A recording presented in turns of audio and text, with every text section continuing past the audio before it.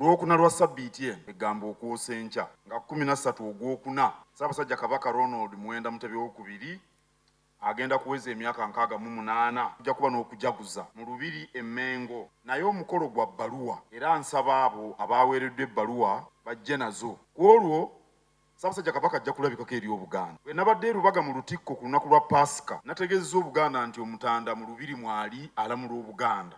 Olwajjo ndowooza ab'Entebbe eyo mu Busiro bamwose buliro.